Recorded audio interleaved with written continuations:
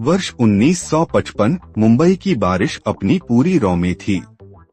चौपाटी के किनारे पानी की बूंदों से खेलती रोशनी, दूर से आती ट्राम की घंटी की आवाज और सड़क किनारे विक्टोरियन लैंप पोस्ट्स की मंद रोशनी एक अलग ही दुनिया का एहसास दिला रही थी।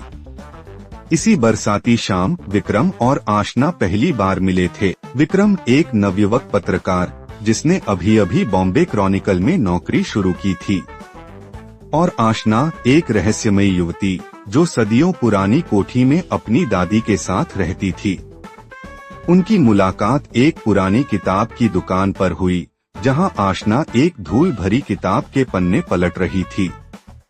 विक्रम ने जब किताब के कवर को देखा तो उसकी आंखें चमक उठीं। यह थी मुंबई के भूले बिसरे रहस्य नामक किताब, जिसमें कुछ ऐसे किस्से दर्ज थे जो शहर की नींव से जुड़े थे। क्या आपको भी रहस्यमयी कहानियां पसंद हैं? विक्रम ने मुस्कुराते हुए पूछा। आशना ने हल्की मुस्कान दी, लेकिन उसकी आंखों में एक अजीब सी बेचैनी थी। कुछ दिनों बाद विक्रम को एक सीक्रेट रिपोर्ट मिली। मुंबई के कोलाबा के पास स्थित एक पुरानी हवेली में कुछ अजीब घटनाएं हो रही थीं।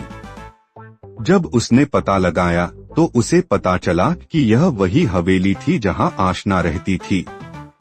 वह रात को चुपके से वहां गया और देखा कि आशना एक पुराने संदूक को खोल रही थी। अंदर से कुछ पुराने दस्तावेज और एक जड़ाऊ हार निकला जो बेहद कीमती दिख रहा था। यह क्या है आशना? विक्रम ने आश्चर्य से पूछा। आशना चौंक गई, लेकिन फिर धीमे से बोली, यह हार मेरी परदादी का है, लेकिन इसके साथ एक गहरा रहस्य जुड़ा हुआ है। एक अधूरी प्रेम कहानी जो आज भी इस शहर की हवाओं में गूंजती है। वह कहानी एक ब्रिटिश अफसर और एक भारतीय राजकुमारी की थी जो एक दूसरे से प्रेम करते थे, लेकिन समाज ने उन्हें जुदा कर दिया।